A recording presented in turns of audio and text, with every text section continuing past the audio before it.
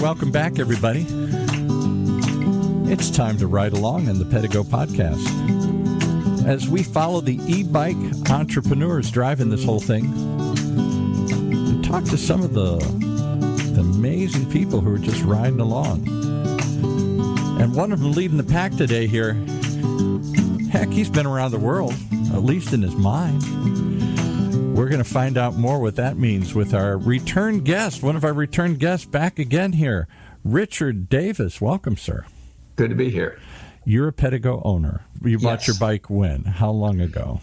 March 29th of 2018. Before the pandemic. And you started riding, if I remember the last journey correctly. And at some point you went, man, I put a lot of miles on this bike. In fact, you're an engineer and you start calculating, if I'd taken this physically around the world and not just repeatedly around my neighborhood here in Panama City, Florida, where would I be? Is that sort of the evolution of this? Yeah, it all started when I hit the second odometer rollover. Which turns over when? I don't know when it turns over. 100? Well, that's a surprise, too. The thing is calibrated in kilometers. Okay. So it rolls over when you go from 99.9 kilometers to 10,000. Okay. Which turns out to be 6,209.9 to 6,210. I knew that, but I didn't want to show off. Yeah, right. Yeah, that's right. How many kilometers turned into miles? All right. Well, I didn't know that the first time, and when it rolled over the first time, it was Easter Sunday. I thought I broke the thing because the odometer just suddenly randomly turned over to zero. Oh, yeah. Like, what did I do? Yeah. So that makes sense. Odometers turn over on a car, on a bike, whatever. There's some point that they start over. They don't just add up forever into the millions and zillions here. So at a point they start over again. And so you had yours go over, and that made you think, well, how many miles did I ride? And then but where was the imaginative jump from, boy, I've ridden this bike a lot, to kind of like riding around the world? When did you start investigating this idea? Well, at the second rollover, again, if you take that 6,200 miles and double it, the 12,000 and some odd, and the circumference of the Earth is about 24,800, depending on whose source you believe. Right. And how did you know that? Because give us your background. You have some sort of engineering background. I'm a recovering engineer, so I like numbers. I'm a numbers geek. Yeah, exactly. So only you would think, that's like, that kind of sounds like halfway around the world, and let me figure this out and do it. So that's cute. That's interesting. Tells you rode a lot of miles. You really like your bike. Mm-hmm. But when did you start creating this? I'm going to treat it as if I am riding around the world. And I rode 20 miles today. Where does that take me next? And you start plotting a journey, the fastest way to go around the world. Talk about all that. This turned into almost kind of a fantasy ride. Yeah, so when you start talking about halfway around the world from where I am, that longitude, if you go halfway around the world, ends up, if you're near the equator, at a place called Cox's Bazar in Bangladesh. That's bizarre enough, okay. But you could figure this out and find that little spot, and it had that kind of name to it. I had literally been doing this on a straight line around the Earth on this latitude. Is it latitude or longitude? I always forget which one. One's up and down and one's... Longitude gets you all the way around. Latitude gets you from equator to pole. Top to bottom, okay. All right, so you start thinking to yourself, if I had really been doing this in a straight line away from my home, where would this have put me? And it turned out to be, what? Cox's Bazar? That's pretty bizarre. Yeah, and supposedly, I don't know who calculates these things, but supposedly that is the longest beach in the world. Oh, so you start investigating. What does this place look like? What am I seeing in my mind? Wikipedia had a thing on them and the whole bit, yeah. Funny. Now, folks, you got to understand, this guy takes us now way to a level most of us would have never approached her. You create a spreadsheet. I've seen the spreadsheet. You sent it to us, the last one, and it's got columns and stuff here and of data that you're collecting now as you start imagining, where would I be? Where in the world is Waldo, like that kid's game? Where in the world is Richard right now here? Every day you enter in the log and then figure out where you'd be. Were you on this journey for real, right? Yeah, and starting in Bangladesh, I had an east route and a west route. So basically, if you're halfway around the world, it doesn't matter which way you turn to get back. You just have to go halfway around the world. Yeah, right. So you either come back or you keep going, right? Yeah. And a lot of that's the Pacific Ocean, so there's just not a whole lot of good landmarks there when you're out over the ocean. Right, exactly. So I wanted an east and a west route so that I could, have something interesting to talk about or think about as I made the way around. Have you ever been around the world? No. I myself am an armchair traveler, so that's why this caught my imagination. I've been around the world in my mind. I've read a million articles. I subscribe to all the travel magazines, but I've been out of the country once or twice, and one of those was to Mexico or Canada. It wasn't too far. Well, and at the time, everything was locked down because of the pandemic. Yes, right. So if you can't go around physically, maybe you can get around the world virtually. Yeah, so right. I think that's part of the appeal to this virtual. We're all in virtual lockdown. You and I are talking through Zoom today here. We're all virtually connecting with each other. Why not turn this into a virtual journey around the world? And don't just randomly say what it would be like to go somewhere. Let's relate it to something you're actually doing. Talk about your routine of riding this bike. How often, how far did you ride this bike? So I try to get out daily. What happened is I don't like to run out of battery and have a long ride home. So basically, I set up my round trips to where I'd go halfway through the battery and then hit home and hopefully have enough in reserve to get me there. Right. And so longer and longer range and getting more and more miles on. And then as I started sending those mileage reports, the thing was I was reading about e-bikes on Reddit and several other places. Yeah. And what I was getting was a lot of people that like to work on e-bikes. Yeah. But the fun of this thing is to ride it. Talking about people who love the gearheads, right? Let's do this and let's fine tune this and let's fix this. And you're like, that's fine. But let's talk about the fun of riding it. Where are we going with this? Right? Exactly. And so just to keep focused and, if you set a goal like getting around the world, you better have some signposts along the way to make sure you're on track or have a schedule or something to keep after it.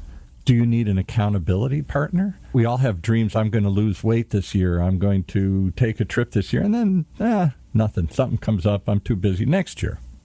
Well, sending those mileage reports out kind of makes it real. Mm-hmm. Like I could have done this just and logged it and so forth. But when you start getting a bunch of eyeballs tracking what you're doing, you pay a little more attention to it. The other thing I did was these trend lines on the chart.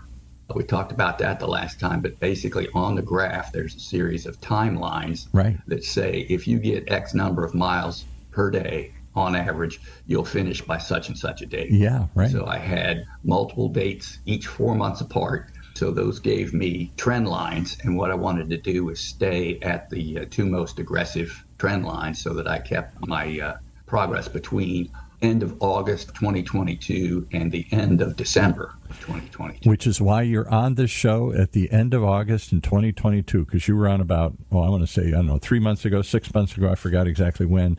And you were projecting, if I stay at this pace, if I keep riding this many miles a day, somewhere in this kind of time frame, because some days I'll be sick or some days it'll be rainy, or I can't predict I can do this at that same pace every single day. But if I stay on some pace, somewhere within this window of time, and we kiddingly said, well, come on back.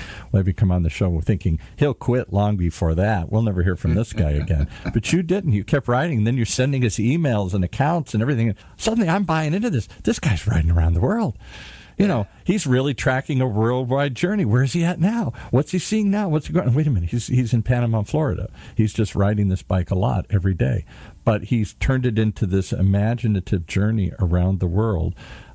This many miles equates to this kind of journey. Did other people get that connection, or did they just say, Richard, this is a little weird here. Come on. Mostly that. Come on, Richard. Come back to earth here. Well, it caught my imagination big time. I know others listening to this show, because you start thinking, it starts turning it into something more visual. If I'm riding around the neighborhood over and over and over and over again, it feels good, and I like being out, and I like doing it. But if it becomes part of an imaginative journey, wow, then it becomes a goal, and it becomes more interesting. And when the ride is over, it's not over. You got to go do the research. Where did I end up with, right? It really started to get real once I hit the California coast. Which he didn't really do, folks. He's just doing this in his mind. But go ahead. But going around on that side and hitting the California coast, then it says okay, now I need some more U.S. mileposts because we're largely a U.S.-based community with the with Pedego fans. I don't even know if they have any international dealers. I'll have to correct us, or Carly will, but I know they've got a couple hundred dealers, and I think they're all basically here North American. Mm-hmm. That's interesting. I never asked you this before. So there are Pedego dealers scattered across the country. Did you shoot for any cities that had a store? And did you then send the guy in Boulder, Colorado? Did you say, hey, I'm passing by your store? And she's like, where? I don't see you. No. It's a fantasy tour. It's a virtual tour here. So, yes, Pedego is based here in Southern California. And then when I got to the point that was the same longitude as the corporate office, I said, well, okay, now let's look at a bike path on Google Maps that will take me all the way from there to store in Santa Rosa Beach here for Pedego 30A. Yes, there would be. There must be some way to get from point A to point B in the United States here. In fact, when I bought the bike, that was their only store, and they are opening their third and fourth here shortly. Oh. So, So I bought the bike 3 stores ago. 3 stores ago. Well, 3 continents ago here. Yeah. I understand the dealers have embraced this. So you completed this milestone journey. How many miles would it take to go around the earth?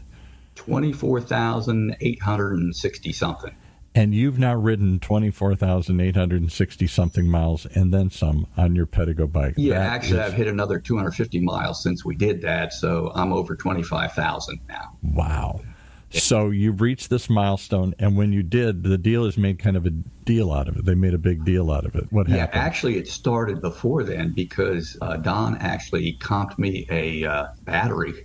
That got me to 2 full round-trip rides a day. And so I was really able to start racking up the miles with the second battery. I wonder why you were accelerating. We thought you wouldn't be on until December, if we'd ever hear from you again, if you were really going to finish this audacious journey, which you did. So now I understand how you got there faster. You had a little boost from Pedego. Don chipped in and gave you a battery. Good for him. Ride one and charge the other and just keep going. Yeah, right. All right, so what other things happened when you reached the milestone? Did they make it some kind of event? Did you cross a virtual barrier? Did they come out and people cheer you on? Or tell us about the end leg of the journey here, and then we'll talk. Sure, we worked we'll go backwards. Into the normal Pedego Owners Group ride that they have there at the store. Okay. And they do a monthly ride and set a route. And this time what we did is gathered out back and talked a little bit about what I was doing, what the numbers were, when we were going to pull off the road and stop and celebrate the milestone and so forth. And so we took a short ride, pulled off the road into the neighborhood, gathered and said yeehaw. Yeehaw. People are yelling yeehaw, and everybody said, what are they celebrating about? The guy just rode around the world. Yeah. And what's funny about well over 99% of the miles were all in Bay County, Florida. So it was just me riding locally, but in your mind, you were traveling. You realized you were going far enough to go around the world, and you started fantasizing. What would that really look like? Where would that really place me? What would I see along the way? So what did you see? What did you virtually see along the way? What did you learn about? Because you had to research now. Okay, I add another 67 miles. Where does that put me now? I don't think you probably were that well versed at all the points around the earth, but you're probably more versed now. What did you learn about this great blue planet here as you're virtually traveling around it? Well, shortly after we did the first podcast, I read about a guy that actually did a legitimate around the world e-bike journey. Yes, he came to a total of 27,000 miles because the way you have to follow the land masses to get to where you've got crossable points and so forth. Yeah, apparently this guy made it around the world. Don told me about this guy. I don't know why we've never had him on the show. We'll have to ask Carly if we're still in contact. This was a couple of years ago, I think he did this. And he sort of appeared out of nowhere like you did and said, hey, I'm doing this. And everybody got really excited to hear about it. I may have the story wrong, but I think he was diagnosed with like deadly cancer or something. Something motivated him to get out and do this. You just started doing it, and then you realized, hey, this is a lot of miles. What does a lot of miles look like if I really went out in the world? Wow, I'm here, I'm there. So as you're researching this world, did you come up with any interesting points or ideas or bits of information? How long, how far, How did you fall in love with something along the way? Hey, this sounds intriguing or something. The more I read about it, the more I'm interested in this. Yeah, there's always places that you want to visit. And then when I was going across the Pacific, all these places that you heard about for the big World War II naval battles. Midway or something. Yeah, Okinawa, all those were steps along the way. And I guess they're all spaced about, what an aircraft carrier or a naval group could reach, island to island. Makes sense, as they were island hopping. Yeah, they were trying to push the Japanese back, and they had this campaign. I'm a big World War II buff, of island hopping. So yeah, that makes sense. They could only sail so far, and that's where we're going to have the next big battle. Interesting. Now, the funny local thing that I learned and discovered was when you think about the history of cars and bicycles coexisting, working and playing together, there's about 100 years of history of cars go fast and bikes go slow. Yeah, right. And everybody, quote unquote, knows how fast a bicycle goes. The e-bike changes that. Not just how fast it goes, but how far it goes. Other than people who push themselves, ultra marathons, they ride 100-mile rides and all this kind of stuff. Most of us can only go so far because our legs and our body give out. This is my safety tip. When people pass me in a vehicle to make a right turn in front of me, they continually misjudge how quickly I can go in that bike lane. And I've had to, brake very hard for people making surprise right turns in front of me. As you put in one of your posts, e-bikes are going faster and they're going farther. They're changing our perceptions here. Yeah, the other cool thing the e-bike does is advertising of nearly everything is about trying to appeal to the sense of nostalgia and wouldn't it be great to be young again and blah, blah, blah. Right. And everything from cosmetics and skinny jeans to diet pills to whatever have you. It's trying to get you back where you were. Back home. I couldn't ride a bicycle 60 miles when I was in my 20s. No, or when you were 12. Exactly. But I can do that. So this has greatly increased my ability and my range on a bicycle. So you're not just trying to recreate something you lost or forgot about or trying to regain your youth. You've acquired a new tool you never could have done before. Farther, Exactly. faster. Right. Yeah. Interesting. I never thought about that because, yes, bikes in particular have a nostalgia. Even some of the bike designs, they're bike cruisers. They look like the old Schwinn banana seat bikes. They're all trying to recreate something for the most part. And you're saying, don't recreate. We are creating something brand new, a new type of relationship, a new type of exercise, a new type of, I don't know, what do you call it, a vehicle? What is it? What is this new e-bike? What would you call it? You're the engineer. An experience. All right. Well, that says it better than anything I could come up with because you took us on an experience I never thought I could understand. You took us on the experience of physically riding that many miles, staying committed to it day after day, and then turning that into a theater of the mind, an experience that we could somehow grab onto. And it became real to me. As you sent these journeys, I'm like really cheering you on, like you're really going around the world. I can't explain it, but it became very real to me. It kept me on track for sure. Yeah. How long did it take you to do this? From start to finish? Because at first you weren't on a journey, you're just riding a bike. And then when you finally said, maybe this is a journey, maybe it's something I've got to do. A journey means that you've got a destination in mind too. Yeah, and the miles kept cranking up. As I went through and looked at my odometer turns, it took me 773 days to get the first rollover, 383 days to get the second one, 266 to get the third one, and 178 to get the fourth one. And so starting out, it was about 8 miles a day. And for the fourth rollover, I averaged 34.9 miles per day on that. Now, I can play amateur psychologist and guess, but you tell me, why do you think your pace picked up?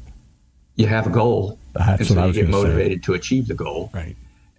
And then the big thing on the fourth rollover was that second battery. I just blew things out of the water when I could make 2 rides, and I wasn't waiting for the battery to charge to get the full second ride in. So takeaways. One, everybody get a second battery if you really want to be audacious, ambitious, and go far. What are the takeaways? What did you learn a lot? What are the things did you learn about the bike, about yourself, about the journey? The bike is a beast. I mean, it is just insanely reliable, and it's been good. The other thing is, to get that far, you're going to have things break. Yeah. And you're going to have service. Yeah. And it is just nice to know that you could take it into a Pedego shop and get it serviced, and people there know what they're doing. They know the product, and they can get you back on the road. I was going to say, you were an engineer, and these things are engineered really well. But I wonder, I don't think anybody would ever admit this, but I wonder how long they thought these things would last. What did they engineer them to do? Were they engineered to ride a couple miles once a week, or to ride 50 miles a day? What level of endurance did they build into these products? Apparently, they built in a lot more than they probably even ever planned. They probably didn't think people are going to ride them 24,000 miles. And even if you're not, isn't it nice to know that they're capable of it? They're capable of doing that. You certainly proved that's a big point in itself here. What model do you have? Everybody's going to ask me here. It's a City Commuter Black. So that one seems like a durable bike, but that's not the fat tire mountain bike that's built for high endurance and long rides particularly. It's meant to be a city commuter. This is the ideal commute to work, city streets kind of a bike. You sit upright and you're high enough you can see traffic and you can keep up and all that good stuff. But it is not a let's go shred some trails kind of an extreme adventure kind of bike. So even that, it certainly seems like you pushed it farther than probably the original engineers engineered it for or imagined anybody to do with it here. All right, so I'm wondering, we got to celebrate this somehow. Don, if you're listening, we need a 10,000-mile pin. Maybe a little contest. Maybe we could do this as a crowdsource thing, have the community of Pedego owners groups around the country. Somebody creates a designing pin, and then you just get some made. And the first one is awarded to our first round-the-world rider, but I'll bet you won't be the first. I'll bet there'll be more now here. Well, what was interesting is on the ride where I actually hit that, I was talking to one of the Pedego ambassadors that was on the ride with us, and she said that she has had multiple bikes, but her total miles on those, she's up to around 17,000 miles. Wow, so these folks are out there, Yeah, would you proudly wear this pin to everybody? And everybody's like, wow, he's got a 10,000-mile pin. I recognize that. Or a 50,000-mile pin or a 20,000-mile pin. Who knows what pins? There could be different levels here. But something that you wear on like your jacket or your hat when you go riding around your bike, I guess.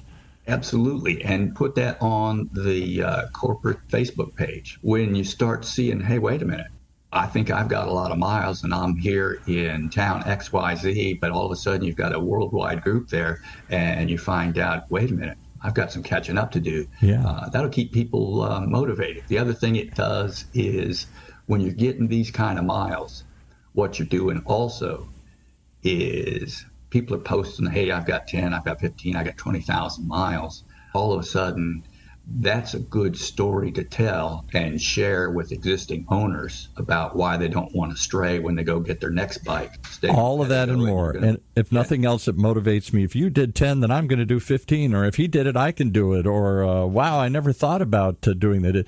Just like you actually picked up your pace. You actually started riding farther because it set some goals and some milestones. So if we created some of those milestones and we celebrate those milestones, I think you'd have more people reaching for them and more people achieving them. The e-bike amplifies your ability to explore. Wow. Well, that says it all. You can go further. You can, your range is better, and you can just see more things. Well, I'm going to leave it there. I can't improve upon that. But you're amplifying the experience. You're amplifying your ability to explore. Wow, that should be a slogan somewhere here. Good stuff. Thank you so much for what an amazing journey. I think it's the craziest story I've ever heard, and yet it's crazy. I can't get it out of my mind, and I've told so many people about it here. So clearly you've captured is it the zit guy? That feeling of the moment here. Feeling of the moment is people are pent up. They want to get out. They want to get going again in the world here, and you showed through this imaginative use of the bike, this imaginative journey that you set on, what's possible, how far you can push yourself in these things. Really, it's an amazing story. Thanks so much for sharing it with us. Paul, good to be here. All right, and where do they go see if they want to see? You got pictures. We'll put some in here, but I think there's pictures and other things. What, the Pedego Owners Group in Florida has some of this on, or is there a main There thing? is a corporate Facebook site where there are some photos, and then Pedego 30A also has a photograph page. That's the store down there because it's near, 30A must mean some road I forgot or something. Yes, you've got a Route 98 that runs along the coast, and then anywhere the coast runs out away from the road, they have these little side roads that take you to the beach waterfront areas. Little feeders. 30A is one of those that runs through Walton County. Oh, cool. Okay. All right. Well, 2 places to go check it out. Or the challenge. You've thrown down the challenge. I guess I got to ask you the last question. Where do you go next? Everybody, that's the question I should have asked in the beginning. Where do you go next? And we'll end with that. So the first thing I'm going to do is ride fewer miles. You don't need to be on this frenetic pace anymore here. So even if I'm getting fewer miles, I can still do more exploring. Yes. So how do I get to know that I'm doing more exploring and seeing new things? How do you turn it into another fantasy? What's the next image here? Is it to Paul, you know me, another spreadsheet. Yeah. All right, let's leave it there, and we'll have you come back again when you've launched on another journey and told us about your next story for you, and I'll keep sending emails. All right, we appreciate it. Thanks so much for joining us here on this week's Pedego podcast as we track the amazing journeys of people on these bikes, where it's taken them, physically, mentally, for fun. Come back and join us on the Pedego podcast, brought to you by Pedego.com.